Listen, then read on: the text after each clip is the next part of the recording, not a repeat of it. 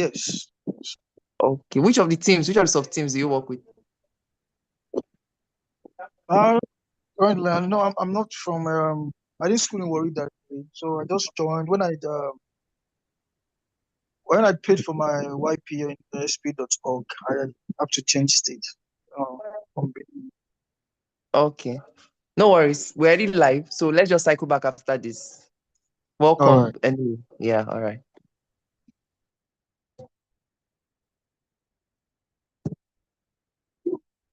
So let's just try to reach out to our colleagues and other members so that they can join in, so that we can start immediately at 4. Then is our speaker on the call yet? Okay, he's trying to. All right. Hold on, everyone. Welcome.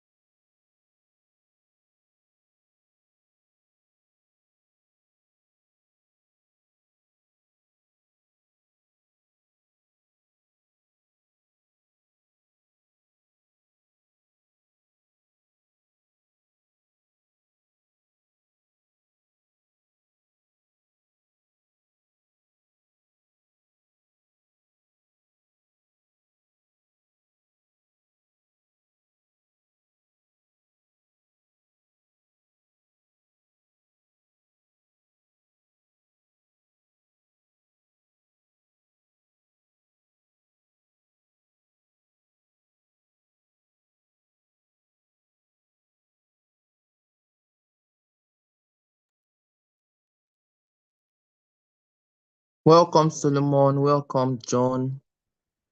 Welcome, team leads. Yeah, thank you. Good. Yeah.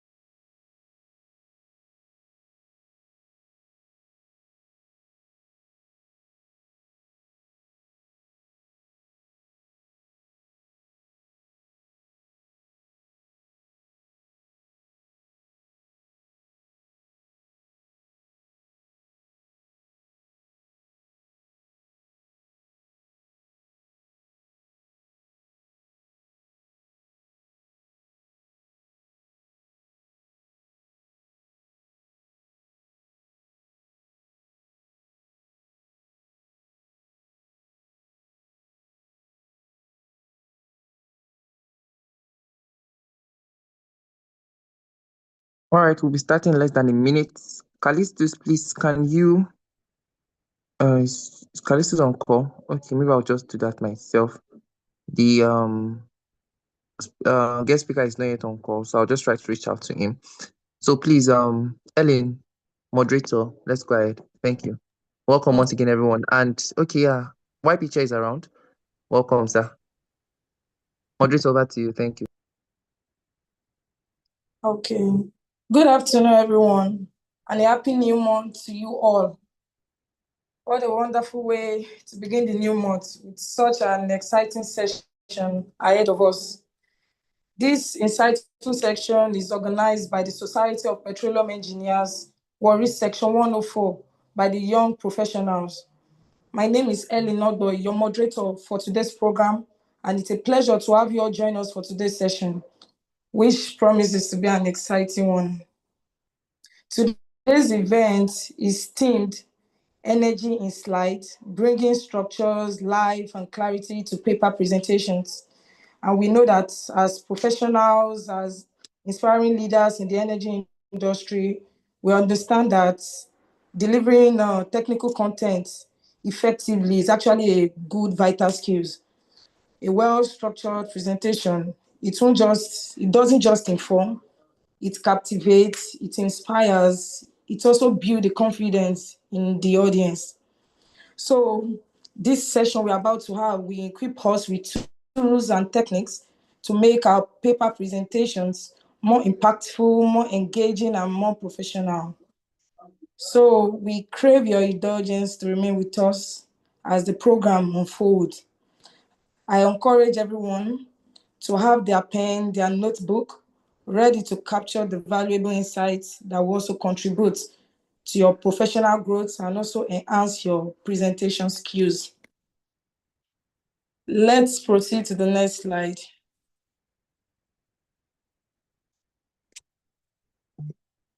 Okay, thank you very much. So this is our moderator. Please stay with us as we proceed with the rest of the program.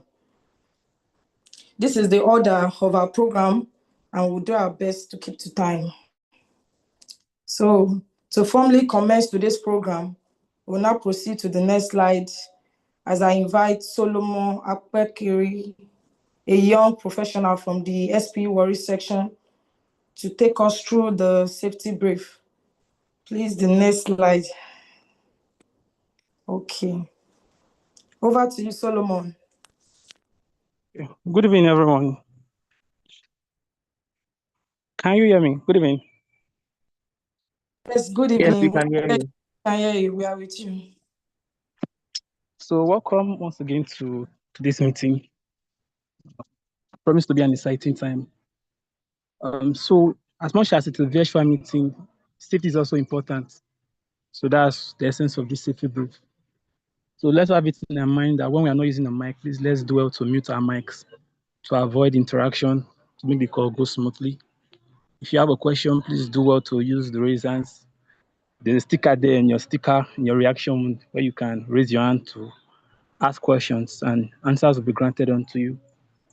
While for those of us using the headset, please, let's be cautious of our environment. As much as we are using our headsets, as much as we want to listen, let's also be conscious of our environment.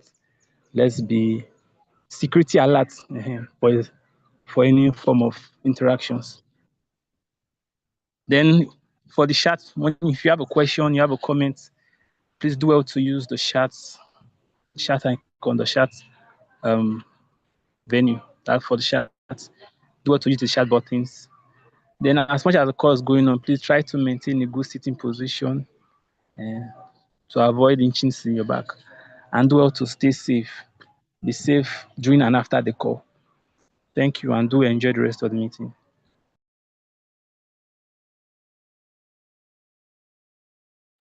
Thank you. Thank you very much, Solomon. Like you said, let us remember to stay safe.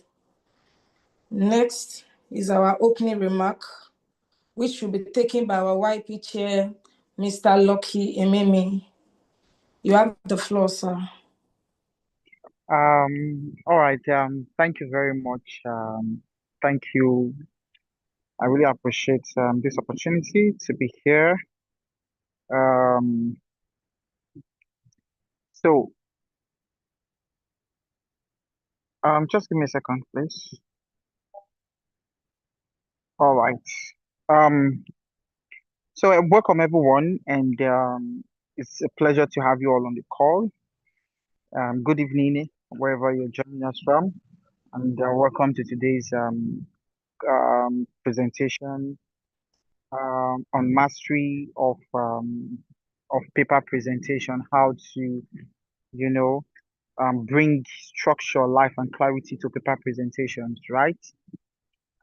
This couldn't be more relevant as young professionals and young people.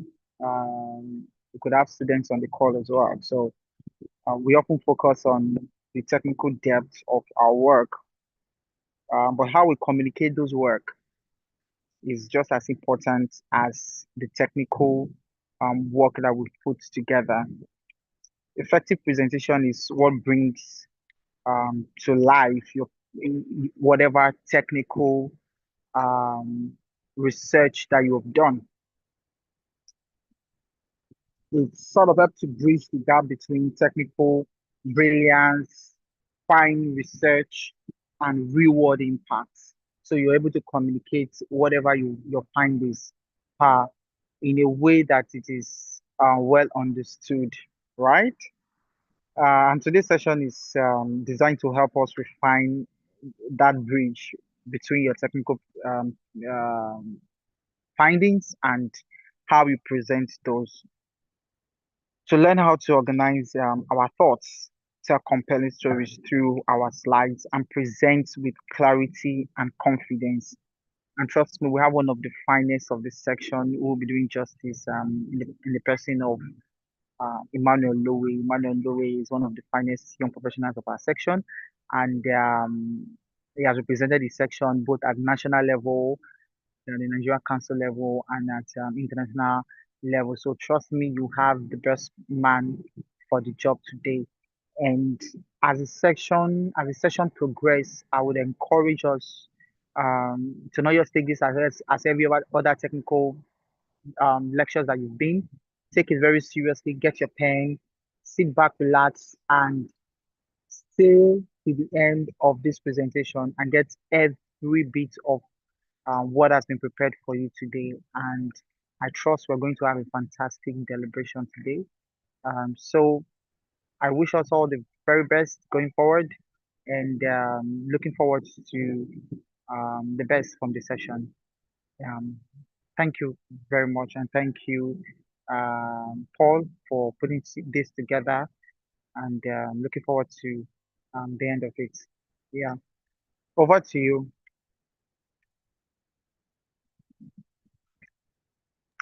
Okay, thank you very much for that insightful opening remarks, sir. Thank you so much. With that, we'll now move to the next segment of our program.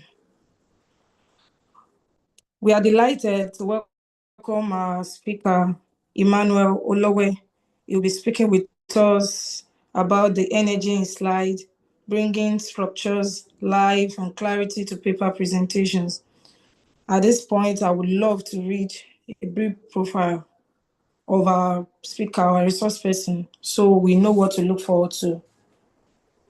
Emmanuel Lowe is a petroleum engineering professional with hands-on experience in reservoir simulation and applied research as a graduate intern at Chevron, Nigeria.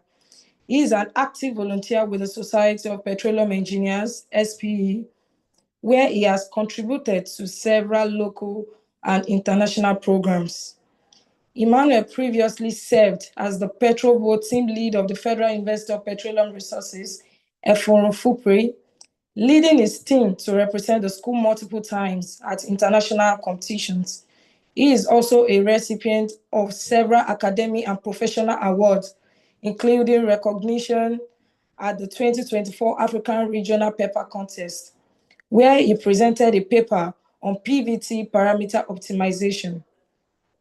Beyond the technical and academic space, Emmanuel is a creative professional with strong experience in graphic design, media, and visual communication skills that complement his passion for impactful presentation and effective technical delivery. We are honored to have you with us, sir. The floor is yours.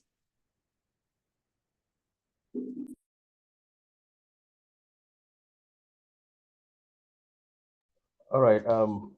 Good evening, everyone. I hope we can hear me loud and clear. Yes, we can. All right. Thank you so much for the intro. That is appreciated. I also greet everyone in the house, my wife chair, and my team lead Callistus, and every senior member on the call, and all the participants. I say good evening to everyone.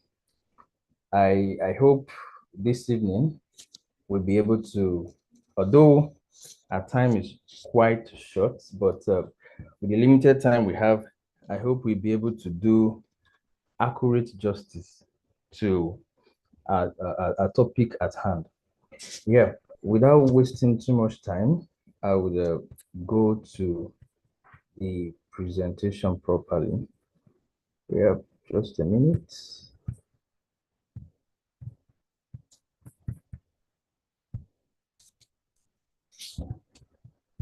All right. I'll be sharing my slide from here, so we can have an educative class.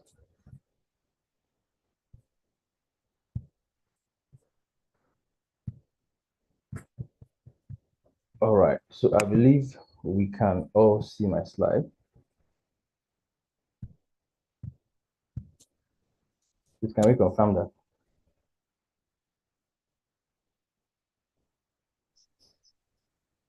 Please, can we see this? Yes, we can. All right, okay, thank you. All right, so yeah, energy in slides, and we'll be talking about basically bringing structure and life to and clarity to our paper presentation this evening. And it's going to be more of a practical class. So because I want to believe to an extent, we know what we want to present. What I'm trying to say is this: we already have our papers. Maybe as students, we already have our project, or maybe as a YP, we already have our papers we want to present at a conference, or maybe at a conference. Most usually at a conference. Yeah. So I will not be talking much on the paper side. I'm just talking about the presentation slide, the presentation part. If we have our way, we can spend 2 hours, 3 hours here just talking about how to present and how to make our presentations nice. So, but because of our time, we are going to fuse everything to our limited time, and I do hope we'll be able to do justice to the topic at hand. So, first off, what is the goal of the technical presentation? Yeah, it is more than our slides. It is more than our papers. It is more than my topic is very fine. It is far more than that. So why do we need slides? First off, slides should serve as a visual support. What do we mean by this? Slides shouldn't be something that it shouldn't be something that you have to basically read word for word. Like, okay, my paper is talking about reservoir optimization using PVT parameter. No, it does not necessarily, it should not even be like that. And it should be something that should be visually appealing. What do we mean by that? Yes, everybody should not be a graphic designer for them to be able to design something quite nice for their presentation. Of course, everybody shouldn't be, but at the same time too, we should be able to have something that just the audience looking at it, or probably the judges, the moderator, whatsoever as the case may be, should be able to understand at a glimpse. Or there's this designing principle that we usually use. We say your audience should be able to get your message like on your flyer, on your design, or whatsoever you are showcasing out there within the space of 3 to 5 seconds. Well, 5 seconds is even quite much. Let's say 3 seconds. What we are trying to say is just merely looking at the design. They should be able to pinpoint, okay, this is the subject, these are the content, and this is what this presenter is trying to pass across. And how do you do that? You need to know your color combinations and what have you.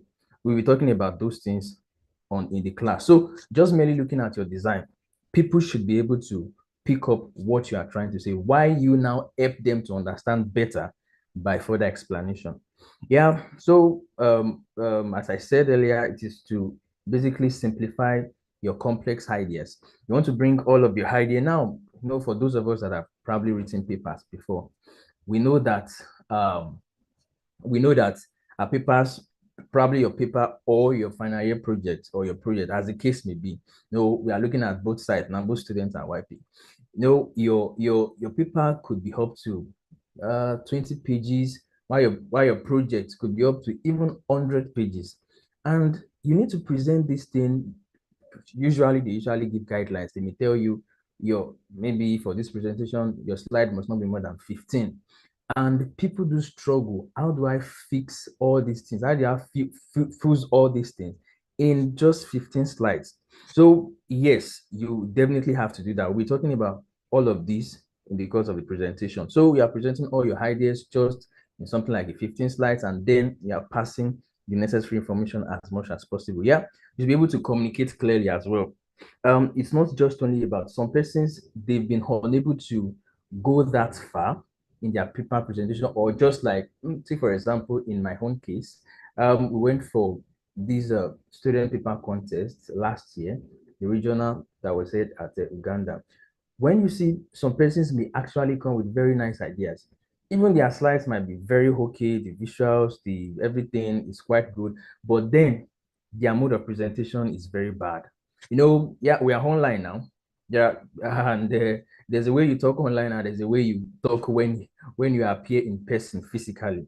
So you see, because of the composure, because of some may be fidgeting, not like as if they don't have great ideas, but then because of the way they present it out there, they may not be able to, go far or pass the idea correctly. And here at the same time, you need to engage your audience.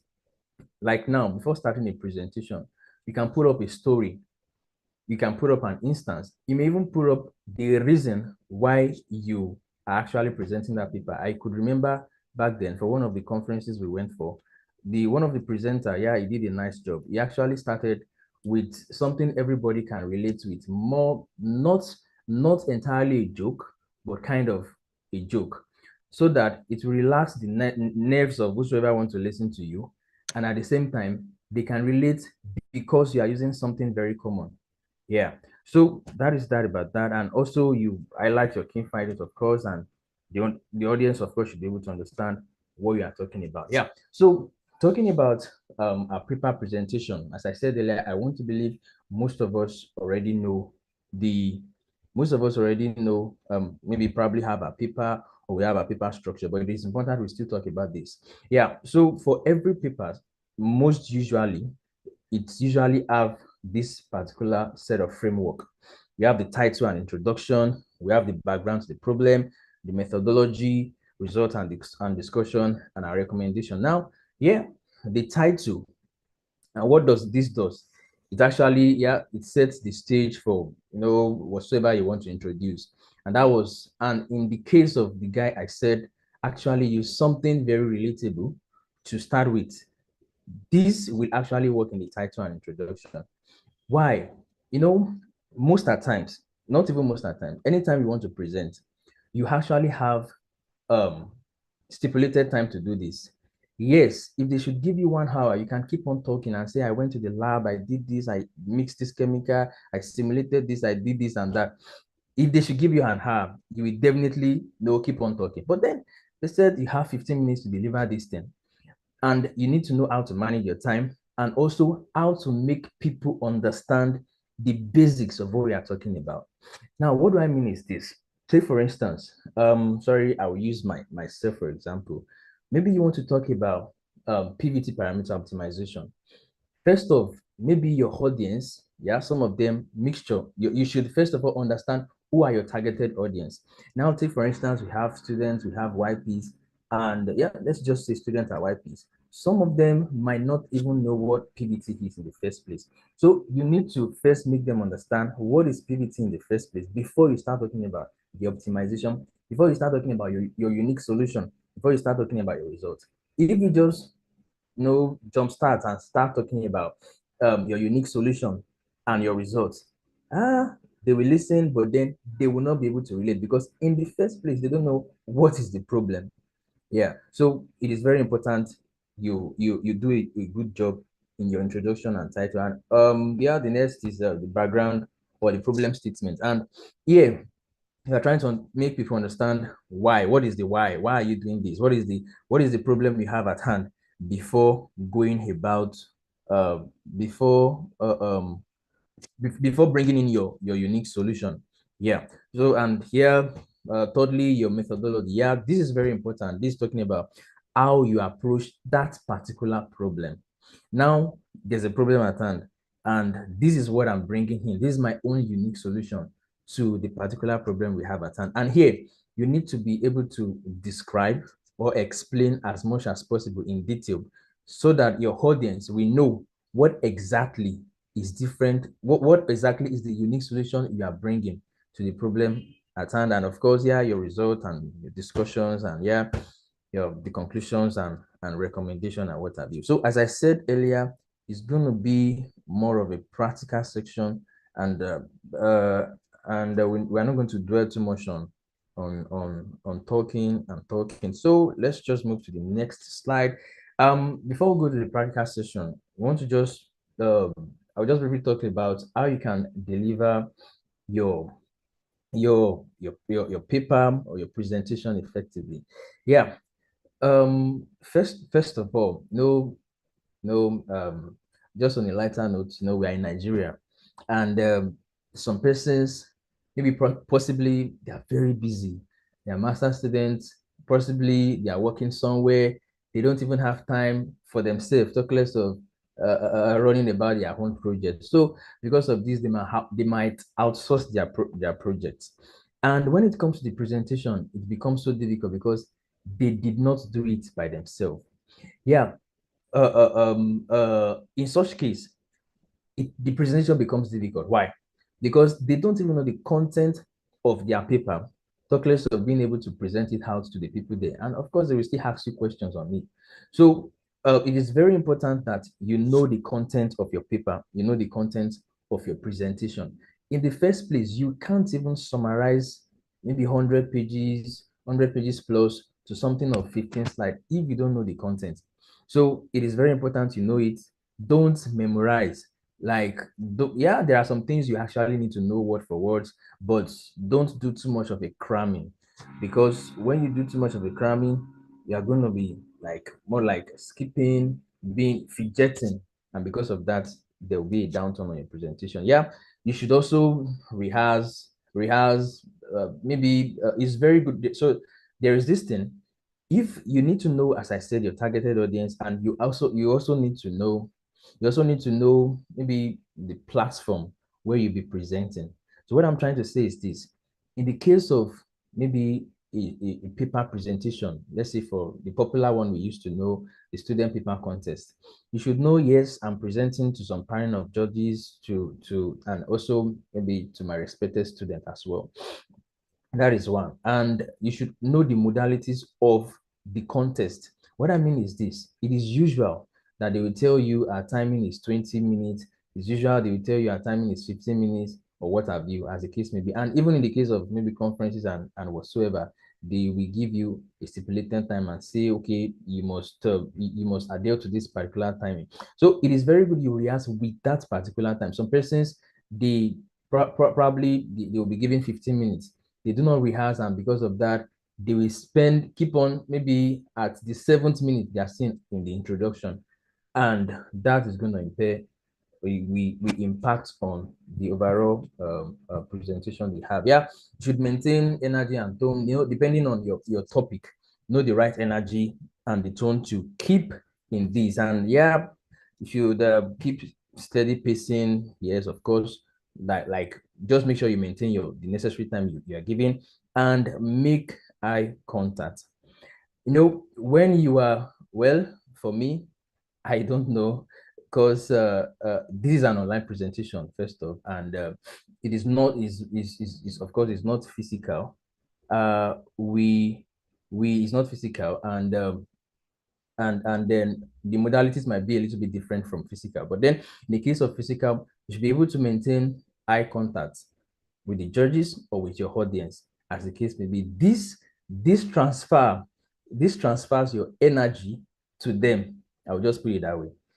When the energy is transferred, there will be little or no job you do to making them understand when they see the confidence and they see your body language. Yeah. So just very quickly before we go to the practical aspect, because of our time, there are some pitfalls to avoid. One is you should avoid too much text. In all of the slides I've been showing us, we have little number of text there, more of the slide. This thing does not contain too much text. Some persons, they just do copying and pasting. Maybe their introduction, go to their original paper, copy everything, paste it, then go to the problem statement, paste everything just the way it is. No, that will not, even reading it ourselves, become bored. Why? Because everything is just scattered everywhere. So it is good you summarize all these things, and as much as possible, yeah, now we have a lot of tools that can help you with the summary. If you don't want to do that yourself, we have ChatGPT and some other very good tools out there. It can help you with your summary and even put them in bulleted format. Yeah, so avoid too much text, and at the same time, avoid tiny fonts. Now, at times you would be required to present with a screen, or possibly most likely with a screen. So you should know the font type, the font size you should use, and the font type as well that you should use. This is very important, because you may have good ideas, but then the judges may not be able to, the judges or the audience as this may not be able to see what you have in your slide. Why? And there are actually sometimes that sorry, just a minute. Okay, all right. So there are actually sometimes that what you do not say, the judges or your audience is going to see on the slide, and they are going to take that. That alone will strike a bell to them. But you did not talk about it, but then you have it in your slide, because you do not have all the whole time to say everything in your slide. Your slide is just a pointer to what you should say. Yeah. So the font type, the font size, everything should be good. Now, one thing is this: it is very good in designing. Part of I'll say part of my side, what I like to do apart from petroleum, apart from being a professional, is graphic design. So in designing, we have this principle that you should have more white background. What am I trying to say is this: what your major color is should have enough breathing space. Yeah, let me put it that way. What do I mean is this? What I mean is this, rather. If you look at, yeah, let me use one I have up there, for example. Although we are still going to go to the example properly. But then, what we mean by white space is this. It's not necessarily white itself. Yeah. So, but in my case, it is white. But it must not be necessarily a white color. Now, what I'm trying to say is this. My major color here is actually white. That's my dominant color, yeah, is actually white. Now, my white have enough breathing space. Why do I say that? Yes, apart from white, I have a blue here, and I have a picture here, just to illustrate whatsoever I want to say. But then, the other colors I'm having, they are not just scattered everywhere. I have my white as my background. I do not have another green somewhere here. I have a red somewhere here. No, everywhere is just kind of scattered. And just within, if you want to follow the principle I said, 3 seconds or 5 seconds at most, nobody's going to pick anything tangible. Why? Because just only the colors everywhere is already upsetting. Yeah, it's already upsetting. So regardless of if you have a very nice paper or if you have a very nice presentation, people may find it hard to relate with you. Yeah, so make your dominant color, let your dominant color have that breathing space, and you can just add one or at most two colors. Now, in my case, yeah, I have white. White is my major, and then I have blue, and just a shade of blue, just a tiny shade of blue. Yeah, so this is quite relatable. Well, this is not a graphic designing class, but then we need some of all these ideas to be able to pull out something quite nice. Yeah, nice and simple. Yeah, we need some of this. And what else do I want to say is that maybe probably I don't know, time will not permit. I would have loved to show us some of the color theories. There are some colors that, yeah, they go together, while there are some that it is a no-no. But then the general principle is this, I would say is this for presenting, is that avoid the combination of too many colors. 2, 3 colors are fine, not 5, 6, 7, just because you want to show your audience that, yeah, you are good with designing. And another reason people do that is because they feel like every detail in the slide is very important. So because every detail in the slide is important, they try as much as possible to see, okay, what can I do to make my audience see, what can I do to make my audience see what I want to talk about. So because of that, they use different color. They use different color. They use different colors just to illustrate their ideas, which is very bad. Just stick to 2, 3 colors. It may be simple. It should be simple and yet still nice. Yeah, you don't need to do a lot of painting before people actually see what you are doing. So yeah, that is that about that. And what else? Yeah, we should avoid irrelevant animation. This might be quite funny, but then you tend to see this in presentations. Yeah, PowerPoint have nice animations. Just by the way, as a matter of fact, people can actually, I don't know if you've heard this before, but you can actually make nice, cool video with PowerPoint because of the animations. Yeah, when I started my graphic designing journey back then, I know I started my flyers with PowerPoint. I even went as far as doing a video with PowerPoint. So you can actually go that far. Maybe because of this interesting feature, people now overuse it. When you are presenting, especially in our professional space, if you are talking about business, yes, I can take us through, designing PowerPoint for businesses. Actually, there was one I did for a client back then. It had, some things that I will not necessarily put in my professional designs. Yeah, so back to what I'm saying, because this is not a business presentation or business jingle or advert or whatsoever. You are not presenting maybe your products, one product that you have to some sort of bias. You should know the type of animations to use. Not like one flying from the sky, the other one jumping from inside. And because of the animations, the audience is just like they are watching another Star Wars. That's that, by the way. It shouldn't be like that. Something quite simple. So in whole, everything I've been trying to talk about is simplicity and clarity. Yeah, it must not be blah blah blah, like everything jumbled together, but then it should be simple. Yeah, so that is what it is. So because I can keep going, I can keep talking on, but because of time, I would like us to quickly move to a practical aspect of what we are talking about. Yeah, okay, just to close it out, we should ensure we are not reading word for word.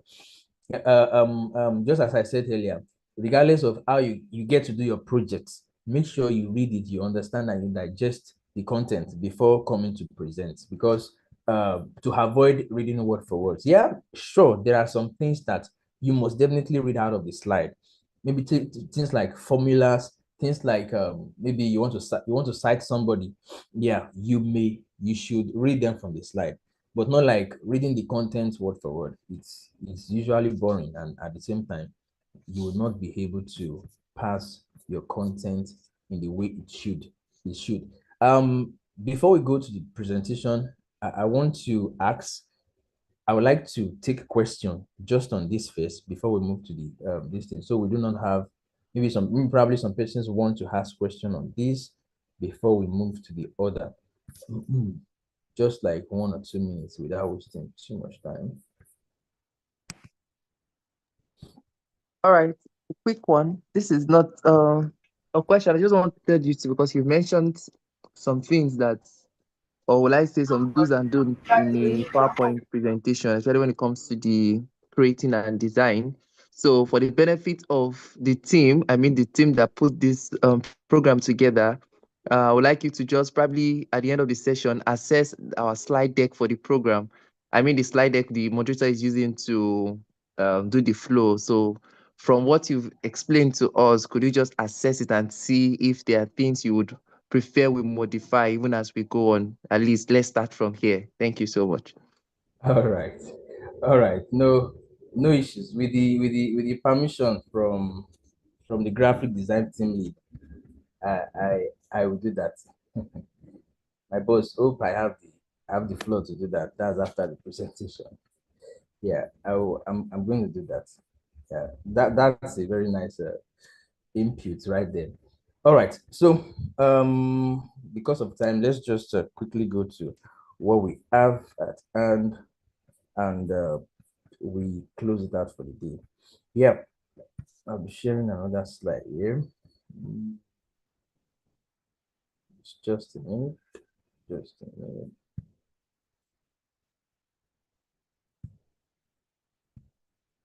All right. So this is a presentation sample for us. All right. I believe we should be able to see that. Yeah, please confirm. Kindly confirm if you can see that. Yes, we can. All right. That's nice. Okay, so this is just a presentation sample from what we've done before.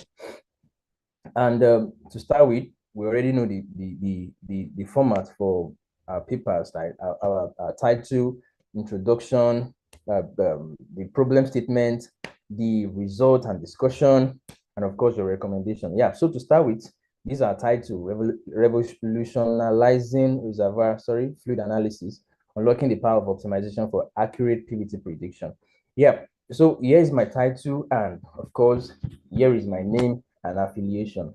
Yeah, and I just have this is a sample. This is actually a sample, not a real life distance. So we have the conference details right here, and the date and the venue for this thing. So yours might not essentially be like this, but then the summary is just that your title page, yes, should show your title very well, and of course your name, and possibly you may want to add the conference there just a bit, not like the full details of the conference. And yeah, so moving on to our introduction and problem statement, I could have actually copied and pasted my introduction, like the full introduction, then somewhere down, fully copy and paste my problem statement in a way that will not be engaging to in a way that will not be engaging to my audience. But looking at it in this way, even though a layman should be able to understand that this is the introduction, this is my problem statement, and this is what I aim to actually achieve. Now, for this particular example, I limited myself to 10 slides. Some may say 12 slides, but then usually it's not usually more not usually more than 15 slides. Yeah. So this is an excerpt from what I actually used at the African Regional Paper Contest. Yep. So when you want to limit yourself to 10 slides, you also need to, so this is it. This is it. If I give the floor to people to start telling us the reason why their slides are not usually fine or not usually okay, maybe is jump up and down, they will start telling you legit reasons.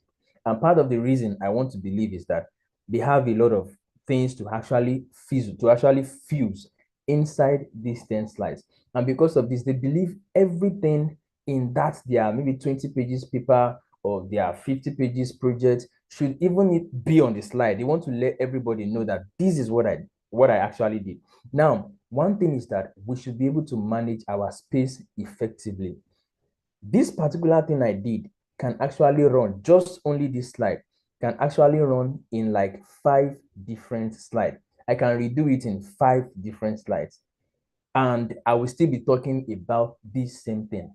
But because of, okay, I'm limited to 10 slides, I needed to know how to use some of these visuals to be able to communicate the stuff effectively and at the same time in a way that is efficient. So yeah, I resorted to using like a form of a triangle. And now what is this triangle talking about? I'm trying to build up from the top then to my major reason for doing this project. And the first is my introduction. Yeah, PVT analysis is a scientific process used to determine phase behavior of oil and gas sample. That is the introduction, introducing that to my audience. And yeah, of course, it's done in the laboratory. And apart from the laboratory, the only source is empirical formula. Yes, that is understood. That's my introduction. Now, what is the problem? The problem is that these PVT parameters, if we do not, doing them in the lab is actually the best. But then, because of time, because of proximity to location and everything, it may take maybe like 2 weeks, 3 weeks, as the case may be, and we really need them like real time. So the only thing we fall back to is empirical formula. And now this empirical formula itself usually yield some significant error because they are not derived for a universal use. So that is the problem. And now, after the problem, what am I bringing to the table? What I'm bringing to the table is because these empirical formulas usually yield some percentage error, I aim to minimize this error by using so. That's using an optimization algorithm. Yeah, so I believe with this, you've been able to pass across maybe a 5 pages, what is contained in 5 pages in your Microsoft or whatsoever to the audience just with a slide. Yeah, so moving forward, after our introduction and our problem statement, I'm talking about aim, sorry, we move forward to with the triangle, I've been able to explain to them that I'm actually building up a point. Yeah, I'll go down to my literature review, and with this, of course, I can have more. I will definitely have more than this. So, but just with this video as well, I've been able to summarize that I'm coming from somewhere far back, 1947. Yeah, I'm proceeding to 1980, down to 1991, down to 1997, 2009, 2001, 2004, then 2007, then to my present time. So just with this, I believe everyone should be able to quickly cash the idea that, yeah, we've dated far back. We have many persons that have talked about PVT, and this is what they have to say. So now, of course, this is more than what I have here. What I need to explain here is more than what I have here. I will definitely do the rest of the talking. Yeah, just and maintaining an high contact with what I have here. I know what else I want to talk about. Yeah. So moving on to my methodology. Yeah, it is not out of place, mind you. It's just me that I'm doing mine this way, but it is not out of place to just apply simple animation to this. Now, it works fine here.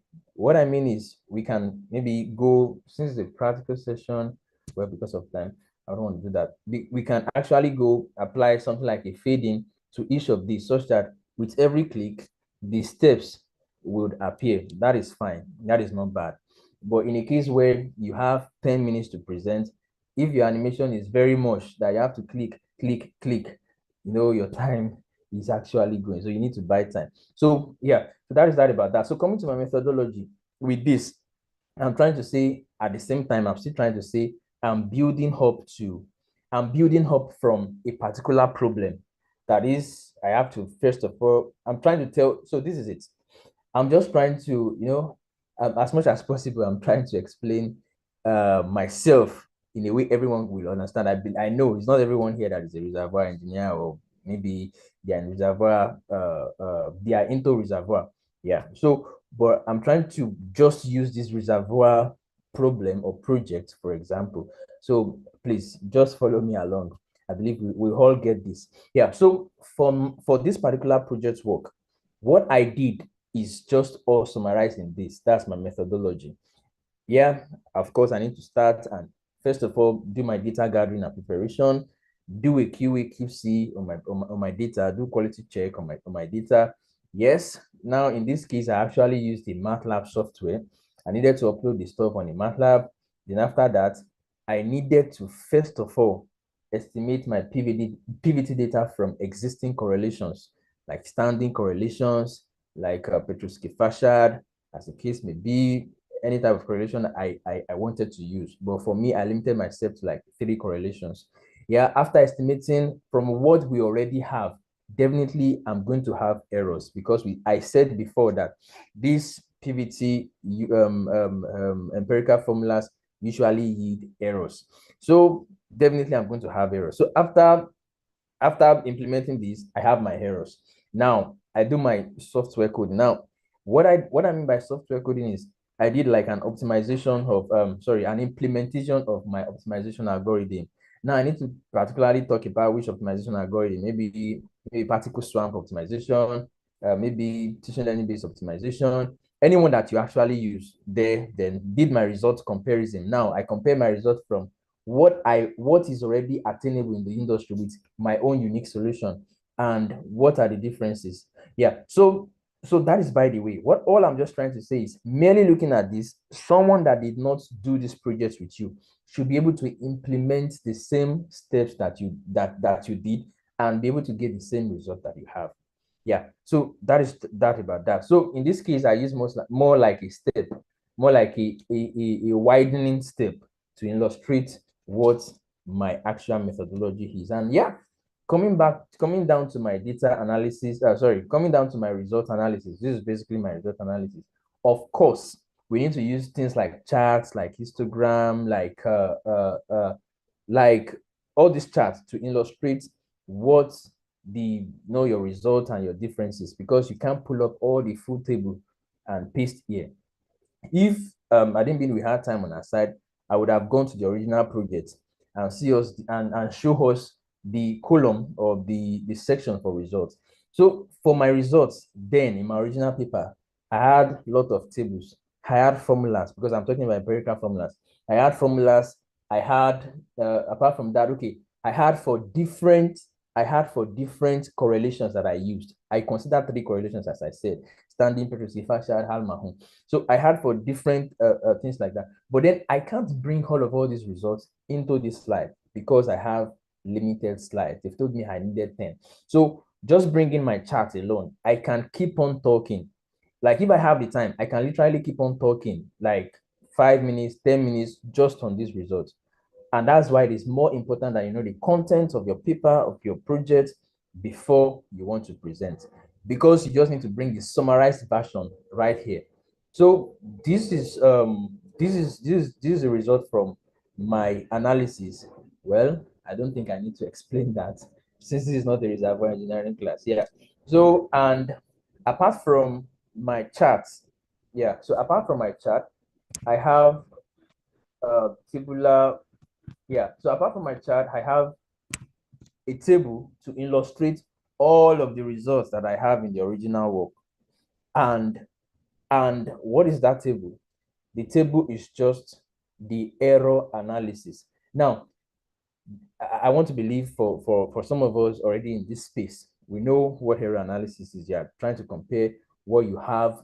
That's my calculated, what is already obtainable in the industry, what they're already using. That's my calculated. And now this is my optimized. After the optimization, what do you have? Yeah. So after my optimization for my error, I have it reduced from 1.3 to 1.971. That's for petrosky fascial. For my standing, I had it reduced from 1.2 to 1.1, and so on and so forth. And for my R square value, I had it improved from 0.78 to 0.79, you know, and that's for petrosky fascial. For standing, I have it just like that. Now, I this explains what is obtainable, like your problem, the problem you have. These are the problems that we have. These are the errors that we have. Now, after optimizing, the error reduced up to this, and what your unique solution is, and that is what we have here. Now, instead of the judges or your audience trying to understand all you have in the table, it is good that you may want to bring out the most important thing, or maybe you could highlight it, yeah. In my own case, I just brought it out in another small table right there. So they will know what we what is my grand result. That is for and in that case I had to pick for this thing for petrosky fascial. Yeah, so that is that about that. Actually in this project I used two different optimization algorithms. That's why we see the same thing repeated over. Yeah, so that is that about that. And this is my conclusion and recommendation. Now in this case, I needed to use text. I'm going to do a recap. But I want to say that now for my conclusion and recommendation here, yes, I needed to use a text I needed to use a bulleted point to illustrate what I want to say here. But then even the bulleted point is not like a literature. That is, it does not contain, it's not more like a book that everybody will now start reading and get bored. No. So it's best to do them in a bulleted form. And when we are saying a bulleted form, just me looking at it, you know what you want to say, keeping your eyes off the presentation slide. Yeah, these are my conclusions. These are my conclusions. Sorry. Yeah, these are my conclusions, yes. And these are my recommendations. So that's that, by the way. Now, that is fine. Let me just quickly do a recap. And why do I need to do this? Is talking about the slide design aspect. Yeah, we've talked about the technical side and what you want to present to your audience. But just a brief rundown on the slide design. Yeah, this is not one of the most beautiful slides you will see out there. But then when it comes to presentation in our professional space, just as I said earlier, if you are talking about business, I can show you another sample for business. But then in our professional space, people are not after your beautiful flowers. They just want to see your title and what you have. Yeah, and according to what I said earlier, I have enough white space here. My title is quite visible to everyone, and I have a consistent font type. There's this mistake that some of us may make. Maybe probably you are copying from ChatGPT, or you are copying from online, or you are copying from a journal, as the case may be. When you paste it in PowerPoint might use its own. It might use the default font you are bringing from anywhere. Take for instance, maybe you are copying from the web. It might just give it a default font of Arial. Or maybe you are bringing from a journal, you might give it a default font of Times New Roman. So if you are copying like that, you need to actually change the font so you'll be consistent with all your slide will have a consistent font type. Yeah, not like you have Arial here, you have Railway there, you have Poppins there, you have Montserrat there. So it's going to be something quite disarranging. Yeah, of course here as well, I have enough white space. And at the same time, everybody can know that I'm actually at the introduction aspect. And I was able to pass the idea across with my problem triangle, building from top down to the base. Yeah, building from top down to the base. And I've been able to buy space and buy time. What I mean is that instead of doing like 2, 3, 4 slides I've been able to fuse everything to one just with the use of this you can use as much as is available on the PowerPoint at this time. So yeah, talking about my literature review, so this is it. One thing is that there are some conferences that may specify and tell you use our template, while there are some that will not specify for you to probably use their template. But in whole, just make sure that not only your font type, your design too is quite consistent. Your design is quite consistent. What I mean is, this is just my heading. This is my heading. I use this place for my heading, and I use this place for my content. So it should be consistent throughout, so that people will have a quick understanding of what you're talking about. And yeah, as I said earlier, I have to use like a more of a widening step to illustrate what I am talking about. And yeah, of course, the use of graphs, the use of charts, the use of histogram to illustrate everything you need to talk about. And yeah, the table and your nice bulleted point, just to quickly illustrate your point. Yeah, I have this hand raised up. Sapo, you can answer the question. Oh, all right. Thank you so much. Well done so far. Like, we're really following. Just wanted, this is not a question, just wanted to quickly recognize the presence of one of our very senior members of the section. That's Dr. Sarah Winnie. She just walked in. I don't know if she will still be here by the end of the session, so I wanted to just quickly spotlight and welcome her. And welcome her. Thank you so much for joining us today. I don't know, do you have a word for us, or should we just go ahead? Oh, thank you so much. I really admire what you guys do in the YP Warri section. Emmanuel Lowe, thank you so much. Thank you, everyone. I'm right here in Mexico for a conference myself, where I'm speaking. I want to encourage everyone to just keep learning. Just keep learning, just keep getting better at what you do.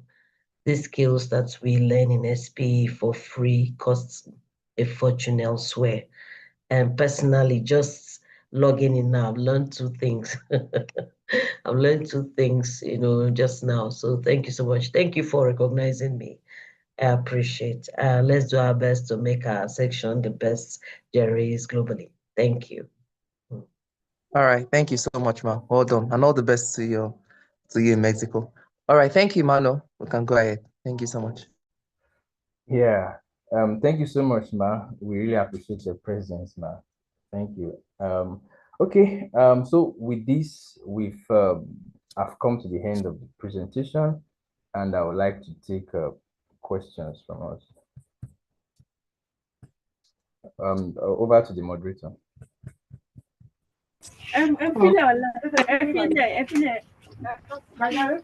Okay.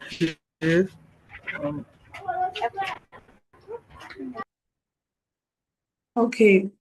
Wow. Thank you very much, sir. Thank you very much, Engineer Emmanuel. That was such a rich and enlightening lecture. Thank you so much, sir, for taking the time to deliver such an excellent and insightful presentation. Thank you very much once again. At this point, we'll be taking questions. How to call this segment is Adekola Oyeniran. Over to you, Adekola. All right. Good day, everyone. Can we hear me? Yes, but there's a bit of noise in your background. Could you try to just change your location a bit? Okay, please. All right. I can do that. So, all right. Can we hear me now? Is it better now? Yes, please go ahead. All right. So, I have already asked everyone to start sending in their questions. So I believe, but when I checked the group chat, I didn't see any question. But personally, I have a question to ask if it's allowed. Yes, please. But I think there's a question on the chat already. A question from Abbas. But you can also ask your question too. All right. So my own question is that on the issue of you trying to put together your research, for example, just like you mentioned, what are the ways we can actually do it in terms of putting things together, trying to ensure that your, because you mentioned things like color and whatever, but I didn't really get too much on that part. Please, I will need him to put it together for us and wrap it up. Then I will ask the question from Abbas. Thank you, sir.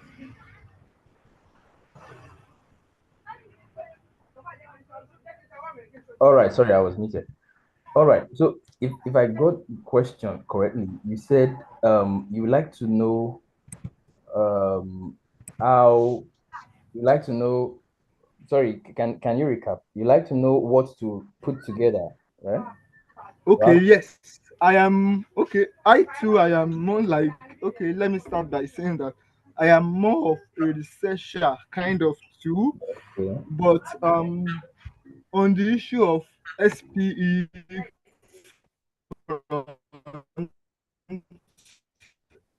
I I've been trying to put up seeing a good feedback from them. So I would like to know how best to go about it. Okay. All right. So you said you like to know on how. Okay, there's a question here. All right. On how best. Okay, let me say the way I actually understand, like on how best to. If you have a paper now, on how best to pull up a nice presentation, right? Yes, exactly, exactly, All exactly. right. Okay. Yeah. So the thing is, to pull up a nice presentation, we have some determining factor to that. One, aside, so we have the technical side, and we have, of course, the designing side. So for the technical side, of course, you already have your papers. That was why I said in the course of this lecture that I will not talk too much on the technical side. You already have your papers. Yeah. But then pulling them up together requires that one, it must be visually appealing. Now, when we say visually appealing, we are not saying that you should do the work, you should work more like a graphic designer. We are not saying that. What we are just saying in essence is that your slide should be simple and clear. That's the exact word. Your slides should be simple and be clear. Your slides should be simple and clear. And what do we mean by that is that when you probably you have pictures and you have text. Of course, you have pictures and you have text. You should not overpopulate it with your text because people usually do that a lot. They do copy and pasting from the original papers. They do the copy and pasting, do the copy and pasting, and they move on. And they even paste the picture just the way it is like that.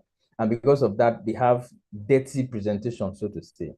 Yeah. So your number of words, your what's it called? You should not do a copying and pasting, and you should summarize your words. That's talking on the text side.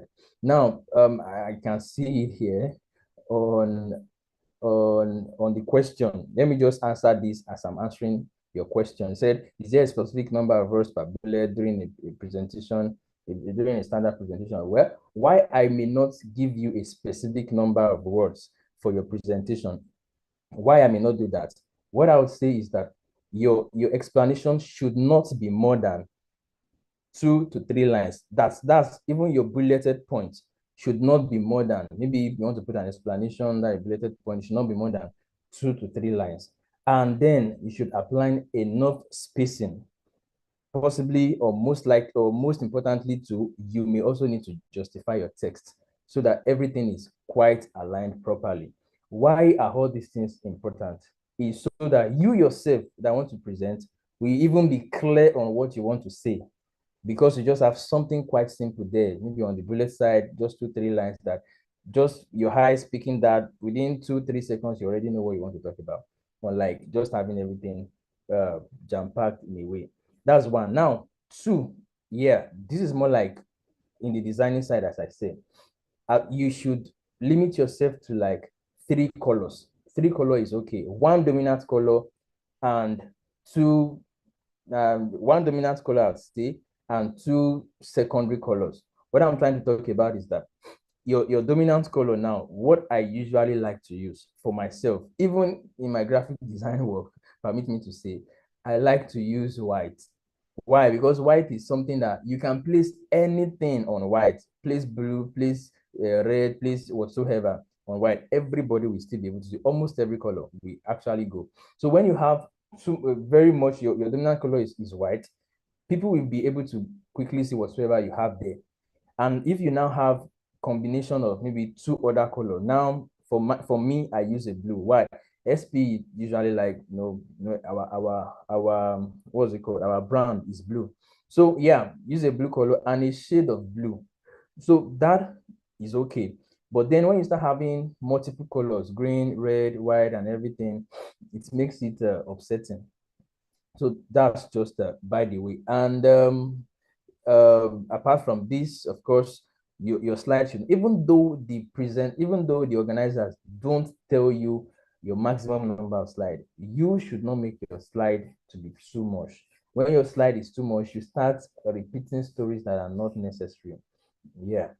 So that I would say is the answer. I don't know if I'm able to at least answer your question. Okay, thank you, sir. Yes, you have, sir. So I will go to the next question here. Can you hear me? Yes, sir. All right. The next question says, any tips or resource on unique logo creation and perhaps other short for LinkedIn? That's from Abbas. All right. Trying to go through the question as well here. So here is it. This is already tempting me to say we may need to organize like I will not call it graphic designing though, but more like intro to graphic designing, because as the questions are coming, I'm just tempted to just do a full-blown graphic design class. Yeah. So but then this may be funny, but this is what we need. Everybody should know how to do this. It is not only for graphic design, because you really need them to make your presentations to be great. Yeah, talking about any tip or resource on unique logo creation. Well, if you want to do that, Canva is very popular. I believe most of us here should know Canva. Yeah, so Canva is a very popular site or app for you to do this. Maybe take, for instance, let's take it outside of SPE, because it's not only SPE. We are not just limited to SPE as individuals. Yeah, let's take it outside of SPE. Maybe you want to do a presentation to some persons out there, and it is probably your new brand, but then you've not do a full-blown branding, like telling a graphic designer to help you do a logo, to help you do the mock-ups and everything. If you have not done that, you can actually just go on Canva yourself, just do a very simple, it is already made. That's one good thing about Canva. Everybody can use a Canva, a child, an adult, one that does not even have any graphic designing skills or whatsoever, can just go on Canva and pull out something very nice. So yeah, you can do something like a unique logo. As a matter of fact, Canva can help you with your PowerPoint presentation. But then, because of some limitations, I may advise you just do your presentation yourself or use the designer app on PowerPoint. Yeah. So yeah, you can do your simple logo and yeah, just right there too on Canva as well. You can do your headshot for LinkedIn. Some couple of months back, we did LinkedIn banner and profile photo design using Canva. We did that. I don't know if you still have the video, if it can be shared with the audience, but then just going to Canva, we have a whole lot. Go to the section that you need. Maybe it's logo, or maybe it is LinkedIn banners. They already made designs there. Yours is just to click, remove, change. Yours is just to edit that picture on the sample to your own. That's just what it is. Yeah, sure. You can definitely use that. I can suggest other ones, but for me, Canva is very simple, and it's of high quality and simple. Yeah, yeah, that's that about that. I don't know if I answered that question properly. Okay, sir. There's another question here from Ogechi. What font size would you recommend while making a presentation slide?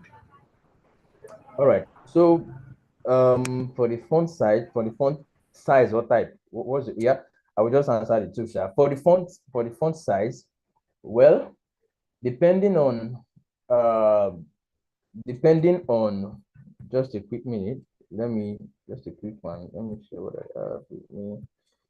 So we would have a guided answer. Yeah. Yeah. So looking at what I have here, I'm gonna share this. Yeah, looking at what I have there, I can't say. So for your title, make sure your title is something big enough for, yeah, make sure your title is something big enough. Make sure, sorry, this is it. Make sure your title is bigger than your content. Yeah. And for this, in my own case, I actually use a 30. So the moment why I want to do it this way, I want to answer it this way, because if I just tell you, okay, go ahead and use 20, in a case where you are using, what's the name of this thing? Not a screen now. When you are using this projector, and maybe you are using a bigger screen, you may need to fit in your design, like the font type and font size, to fit in that bigger screen. In a case where you are using maybe a laptop, of course, you can go with a small one and everything will still be fine. So the thing is this, just make sure you make do with something that first off, your title is bigger and bolder, and your content is a little bit smaller to your title. And make do with something that you have enough breathing space. I'm still talking about that. Enough breathing space. What do I mean? I can go ahead and increase what I have here, like literally increase what I have here. Trying to see this. Continue increasing what I have here, that my, even for me, I'm quite tired of what, I'm quite upset on on what I have. Like, the breathing space is not there again.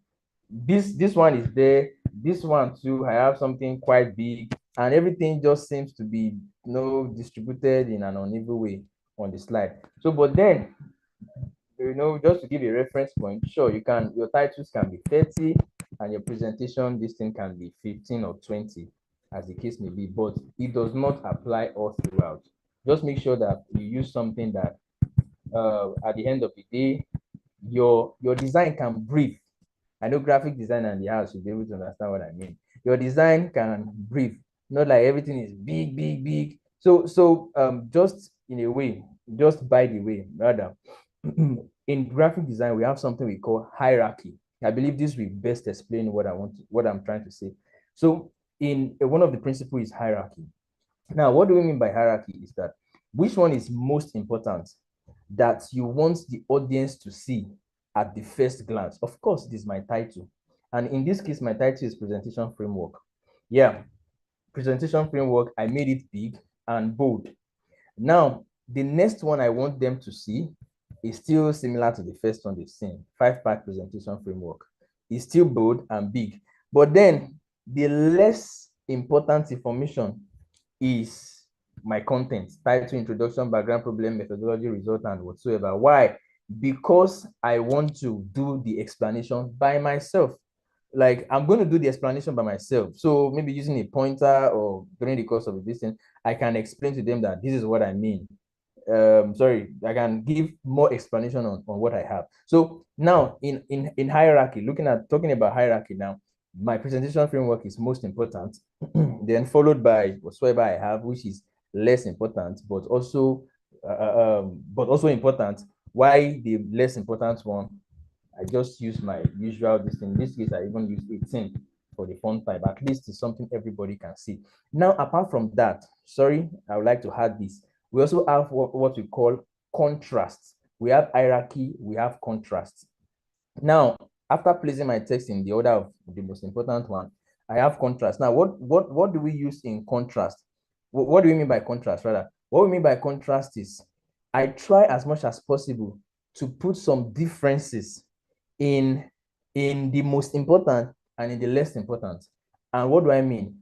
Now, the differences can come in color, the differences can come in font, can come in format. Yeah. What I mean by format is maybe is it bolding or unbolding. The differences can also still come in maybe using shapes and objects. What I'm trying to say is this. This is my background already is color white. Why this my presentation title is more like a light green, light blue. Now, if this my presentation framework is the same thing Contrast is just contrast. That is, there must be difference between this and that.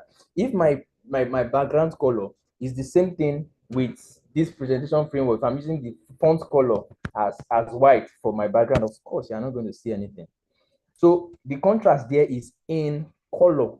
The contrast there is in color. Now there's another contrast in color from my most important thing to my less important thing. And what's the contrast there is still color. Now, just merely looking at this, if I make the two of them the same color, yes, you will still see you, but then you will be able to resonate faster because there's a contrast in color. That is, I'm not using the same color. Now, coming down to my title, coming down to my content, the less important one, I just use a black color. Black is quite universal. Yeah. So just merely looking at it from the color aspect, from the color side, I can say, yeah, that is his title. Yeah, that is like his subtitle, and that is the content of is this thing. So let me just do a summary. Sorry, I had to talk this much. We needed to go a bit into graphic designing. So let me just do a quick summary. The quick summary is, yeah, you in hierarchy, you can differentiate it with hierarchy, like the most important, the less important, and this. And you can apply the contrast rule too. You can do a contrast by color, do a contrast. We are still doing contrast by font size. This was like 32 and this was like 18. So it makes your presentation to be sectioned accordingly. I don't know if I answered that question. Yeah, that is it.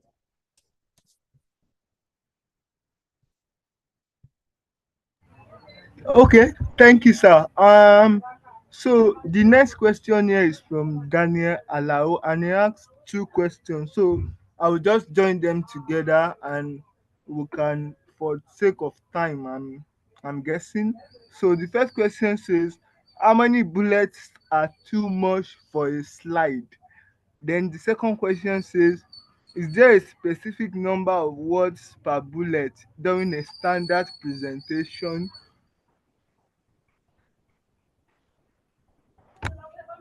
Hello, sir.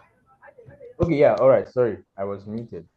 Well, for the number of bullets, I would suggest 8, 7 to 8 is actually fine.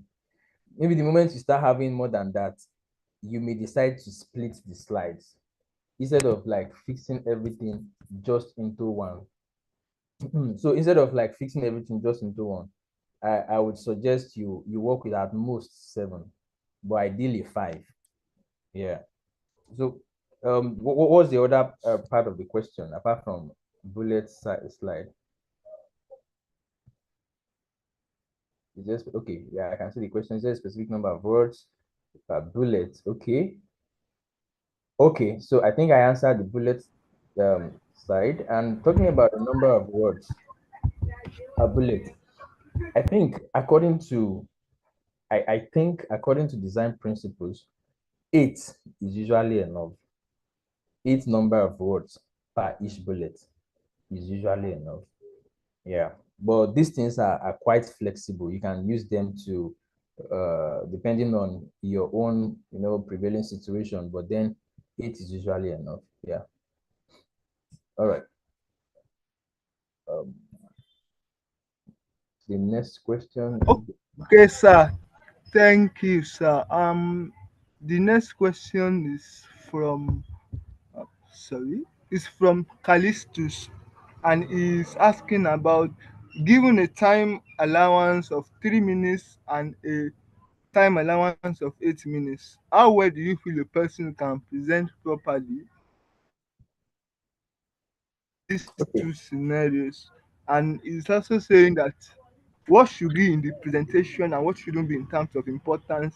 How do you still harmonize knowledge dissemination against impact? Something like that. All right. Okay. So this now boils down to time management for during presentation. If yeah, we cited an instance of maybe 3 minutes. How do you feel the person can present properly? Now, first off, I want to assume for this person that he wants to do let's say a paper presentation, and of course the paper will definitely have title, background, methodology, results, conclusion. Well, in usually I doubt, although this is just more like a question to picture a scenario. But I doubt if any technical presentation will be as low as 3 minutes. Yeah. But then in a case where it happened to be, okay, let's say like 5 minutes, what do you do? Yeah. The question I would like to ask, the question I would like us to ask ourselves is, what is most important in this my project work? Yeah, of course, that is your aim. And the next most important thing is your result.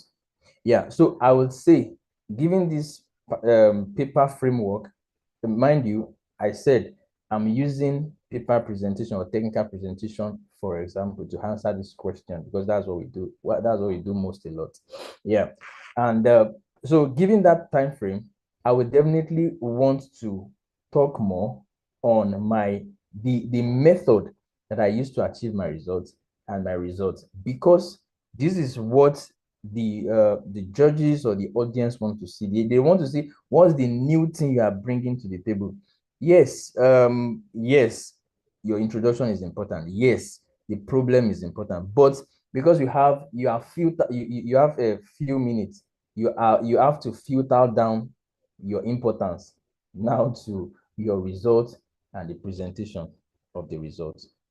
Yeah. So, but in a case where you have 8 minutes, like in my own case now, they said it was 15 minutes, like for the presentation we went for last year, they said it was 15 minutes, but I actually planned with 10 minutes.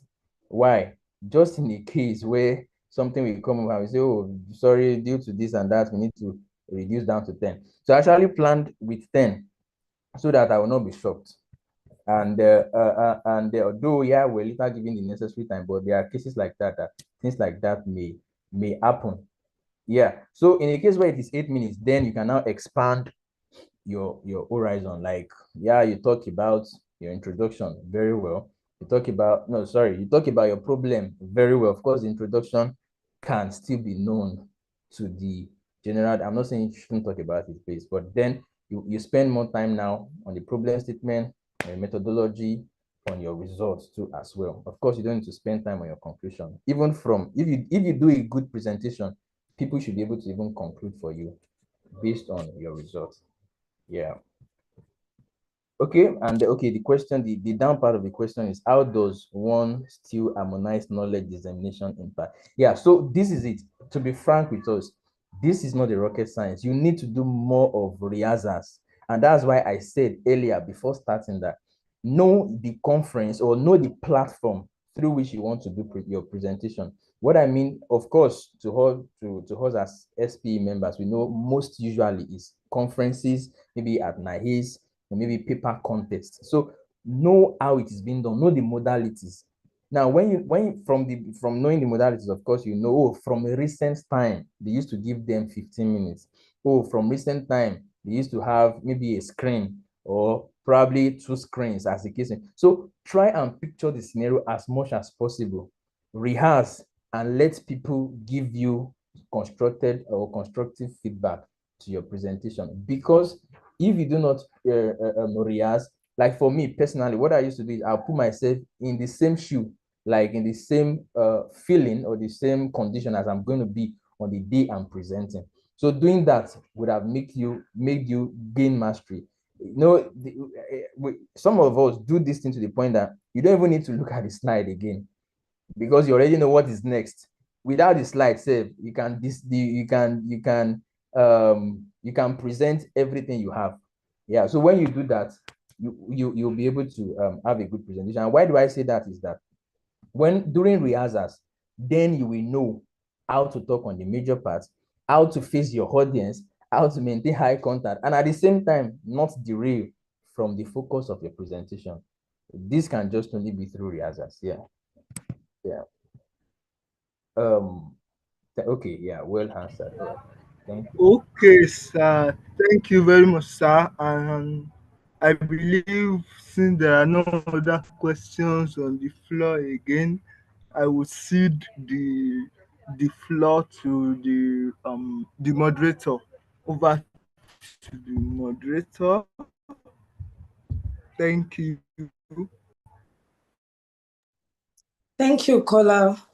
Oh, we have learned a lot tonight, either from the lecture or from the answers to the questions. Thank you very much, sir, Engineer Emmanuel, for that clear and helpful answers to the questions. Thank you so much. Thank you for your time. So let's proceed to the next segment of our program. Can you please, the next slide? Okay, thank you.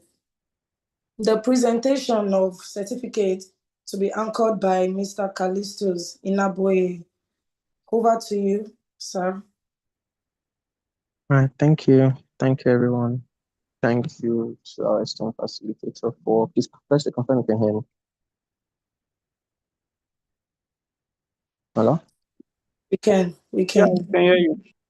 All right, so thank you so much for, I say, the excellent delivery.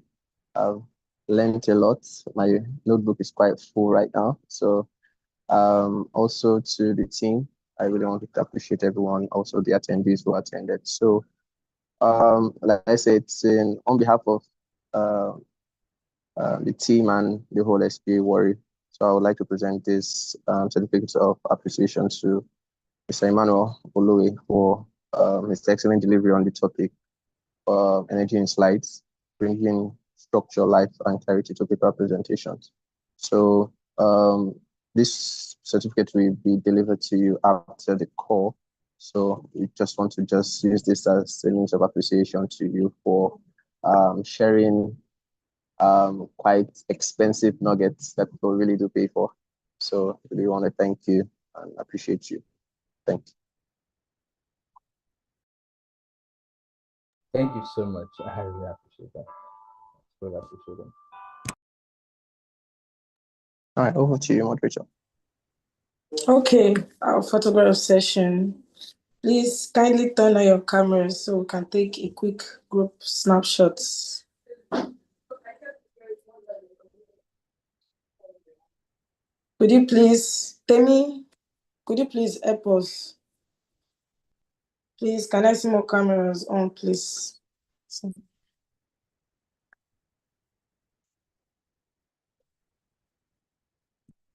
Let's see more lovely faces.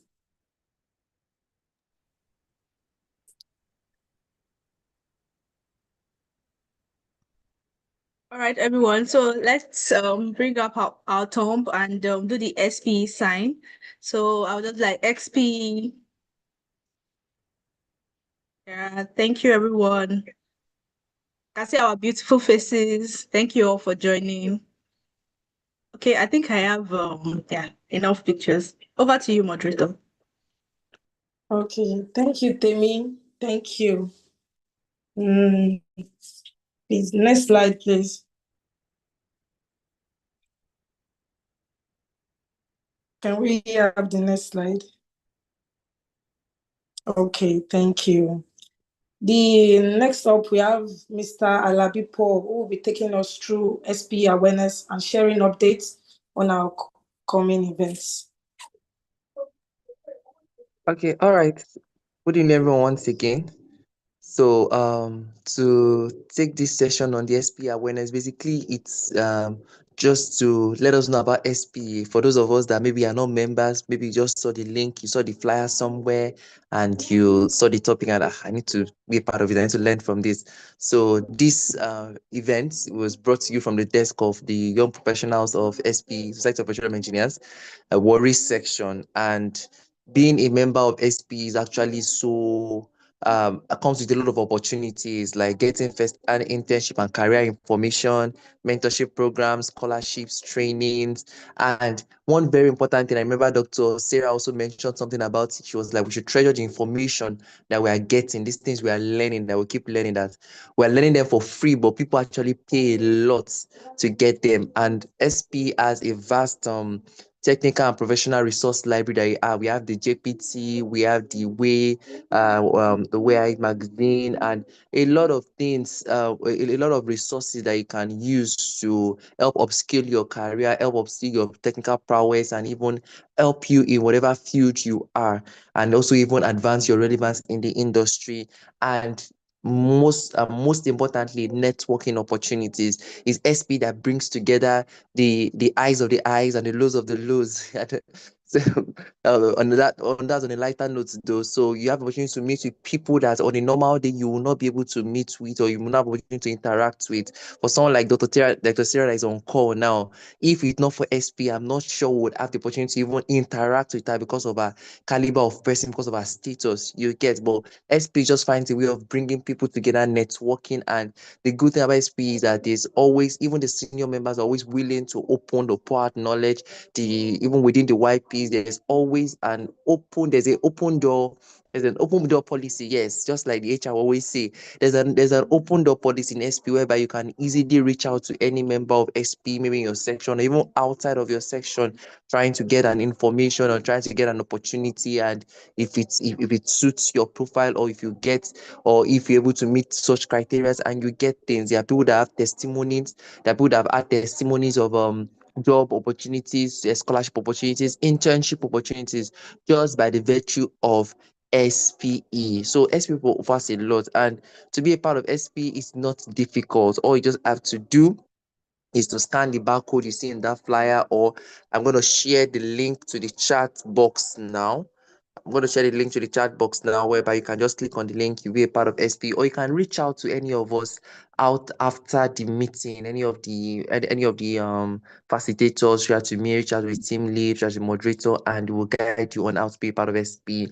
And that being said about SP, and on regarding our upcoming events, we have a lot of events, and that's that about SP. There's always something to learn from. So for every weekend for this month, we have an event, whether it's on a Friday or it's on a Saturday. Our next event is from the current technical team is on leveraging geothermal energy for sustainable low carbon economy. Where we have one on process engineering the following week. And others, and other team, I think the ALP team, they also have a program coming up, I think on night. So they are just stay tuned.